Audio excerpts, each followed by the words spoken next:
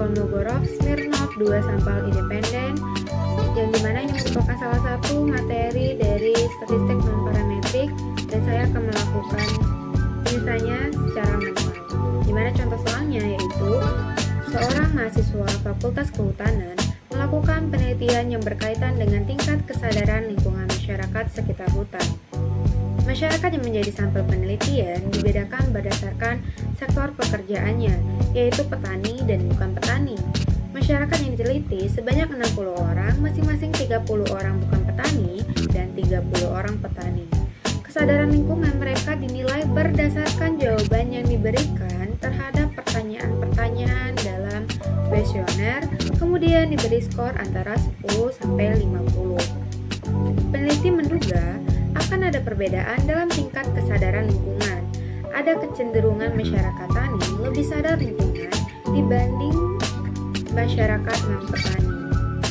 Nah, didapatkanlah hipotesis penelitian ini, yaitu H0 sama dengan H0-nya itu SP sama dengan SN, di mana SP ini untuk mewakili sampel kelompok petani dan SN ini untuk mewakili sampel non-petani. Jadi kan di sini SP sama dengan SN. SP sama dengan SN ini berarti tidak ada perbedaan distribusi tingkat kesadaran lingkungan antara petani dan non-petani. Nah, H1-nya itu SP lebih besar dari SN. Berarti peneliti menduga petani itu memiliki tingkat kesadaran lingkungan yang lebih tinggi dibanding non-petani. Nah, kita menggunakan taraf nyata atau tingkat signifikansi, level of significance. Pengujian yang digunakan adalah alpha sama dengan 0,01. Jadi peneliti ini menggunakan taraf nyatanya tuh 0,01 untuk penelitian yang ingin lebih ketat dan hati-hati. Jadi memang peneliti itu ingin sangat yakin bahwasanya kalau sampai menolak H0 itu bukan karena kebetulan saja. Jadi menggunakan taraf nyatanya itu alpha sama dengan 0,01. Nah, jadi dari hasil penelitian didapatkanlah data terhadap 60 orang masyarakat yang diambil sebagai sampel. Nah, disajikan pada tabel nih. Skornya itu dibuat interval 00 sampai 05, kemudian 05 sampai 10 dan seterusnya 45 sampai 50. Nah, peneliti mendapatkan nih skor 00 sampai 05 itu ada non petaninya ada 3, petaninya ada 1. Nah, ini kan jadikan SN1X ini kan untuk non petani. Nah, kita per sama dengan jumlah non petani kan 30, jadi 3/30. Kemudian SN2-nya untuk petani berarti 1/30 karena jumlah petani 30. Nah, kita kurangkan SN1X kurang SN2X, berarti kan tadi 3/30 kurang 1/30, didapatkanlah 2/30.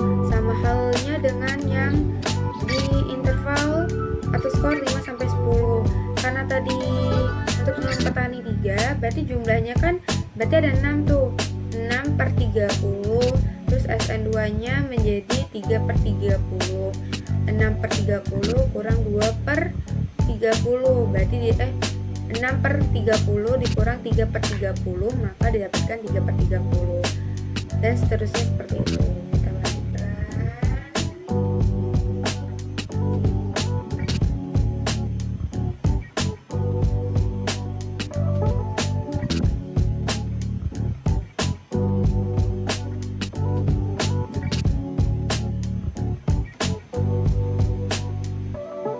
Nah, dilihat nih dari hasil SN1X kurang SN2X ini kan yang paling besar itu nilai 13/30. Nah, didapatkan harga dari D maksimum ini 13/30 atau harga KD-nya 13. Nah, jadi keputusan pengujian didapatkan tadi dalam penelitian harga KD-nya itu 13 Kemudian kita lihat tabel Segel tahun 97 untuk N10 dan KD13 pada taraf signifikan 0,01. Jadi B-nya kecil dari alfa. Jadi dapat disimpulkan tolak H0 dan terima H1. Jadi kita buat kesimpulan nih, berdasarkan pengujian didapatkan kalau tolak H0 berarti tingkat kesadaran lingkungan masyarakat petani sangat nyata lebih tinggi dibandingkan dengan tingkat kesadaran masyarakat non-petani. Kemudian kita akan membahas mengenai contoh soal uji Run-Wolfowitz test secara manual oleh teman saya. Oke, selanjutnya yaitu menggunakan aplikasi SPSS untuk contoh Kolmogorov-Smirnov.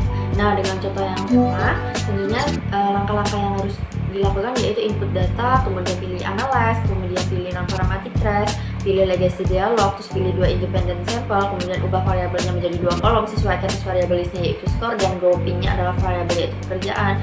Kemudian define groupnya kita ubah, kemudian pilih test type-nya Kolmogorov, Smirnov, kemudian akan keluar hasilnya. Nah, di sini berdasarkan contoh yang tadi, nah di sini ada data dari 60 responden yang diteliti. Nah, di sini ada 60 responden. Nah, satu ini di sektor pekerjaannya ini, satu ini yaitu non petani dan duanya adalah petani. Jadi ada 30 responden dari pekerjaannya non petani dan 30 sisanya adalah petani. Nah, kemudian kita inputkan data ini, berarti kita inputkan data skor dan pekerjaannya ini, kita copy.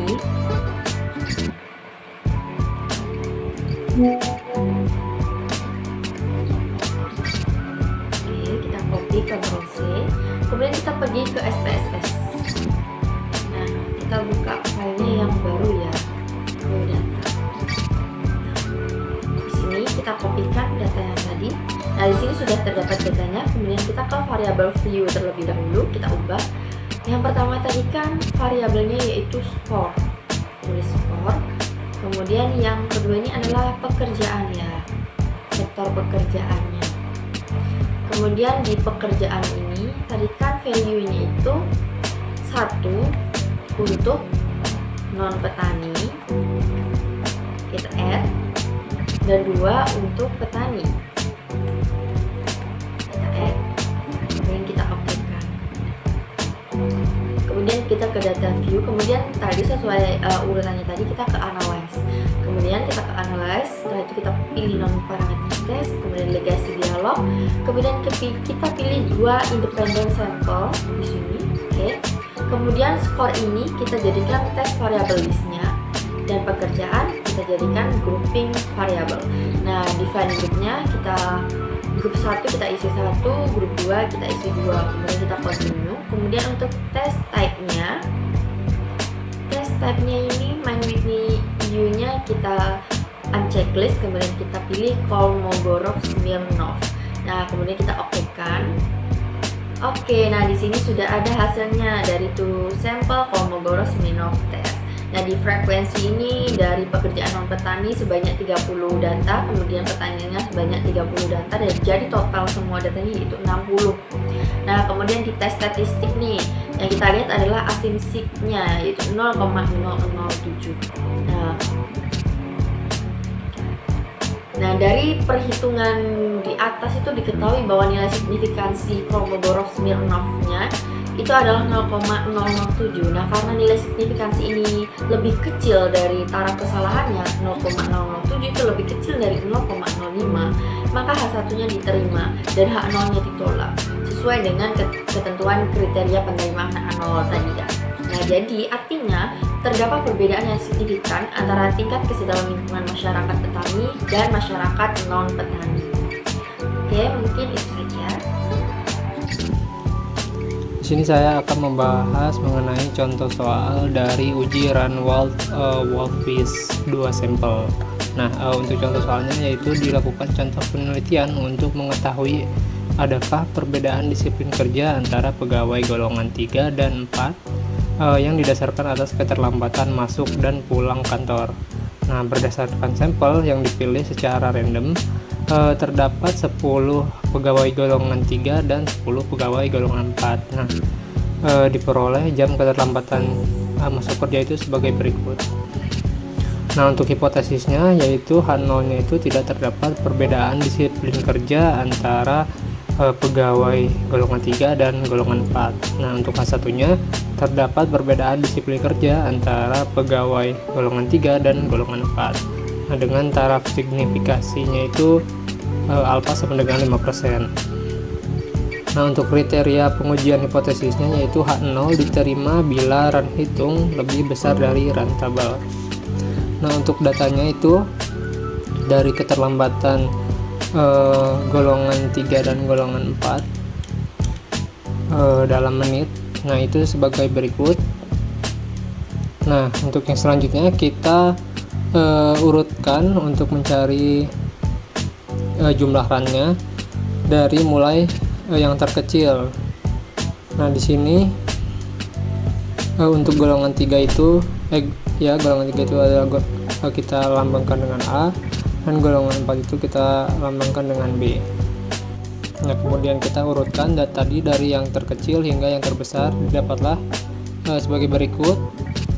Nah, kita hitung jumlah runnya yaitu ada 1, 2, 3, 4, 5, 6, 7, 8, dan 9. Nah, ternyata didapat jumlah runnya itu berjumlah 9. Nah, dari tabel terlihat di mana N1 nya itu sama dengan 10 dan N2 nya itu sama dengan 10 juga. Ini adalah jumlah sampel dari kedua golongan. Nah, maka run kritisnya yaitu sama dengan 6. Nah, dengan kriteria pengujian adalah run hitung lebih kecil atau sama dengan run tabel dengan taraf kesalahan 0,5 atau 5%. Nah, maka H0 nya itu ditolak. Nah, kita gunakan rumus Z, dimana Z sama dengan 10 dikurang dalam kurung 10 kali 10 per 10 tambah 10 dikurang 1 tutup kurung dikurang 0,5 per akar 2 dikali 10 dikali 10 buka kurung 1 dikali 10 dikali 10 dikurang 10 dikurang 10 tutup kurung per 10 dikurang 10 dipangkatkan 2,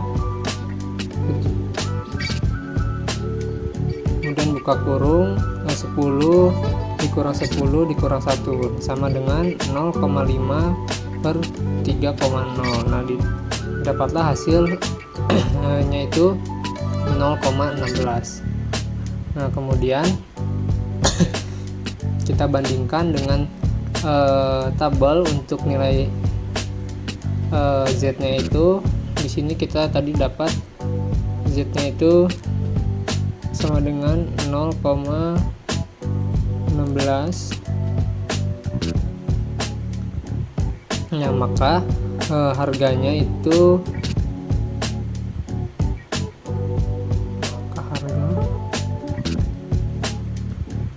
sama dengan 0,4364.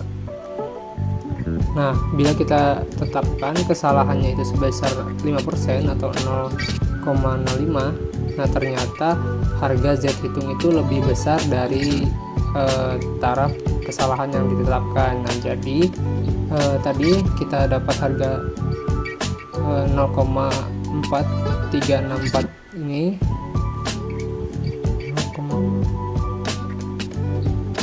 lebih besar dari 0,05. Nah, maka kesimpulannya itu karena harga hitung lebih besar dari alfa atau taraf signifikasi yang ditetapkan, maka H0 diterima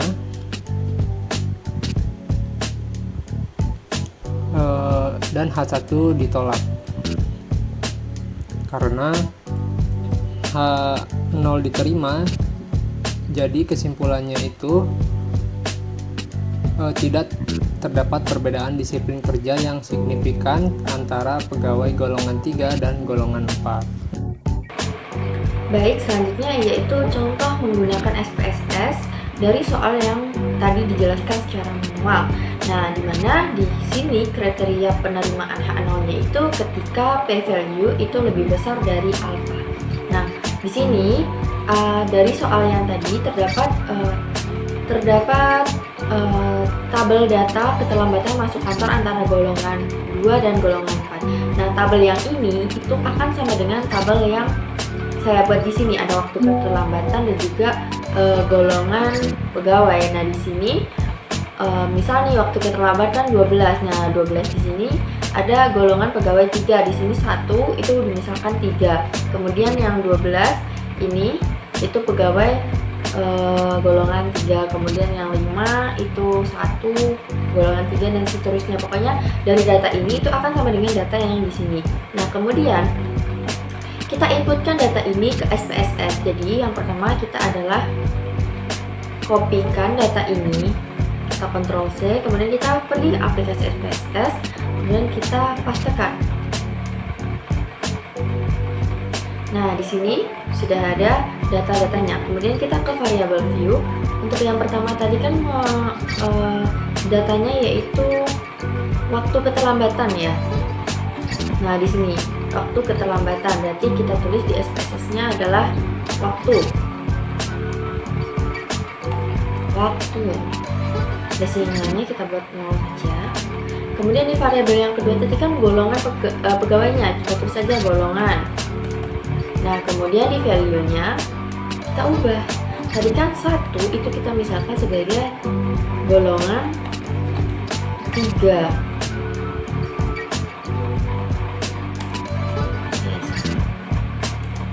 Nah, kita add 2, tadi kita misalkan sebagai golongan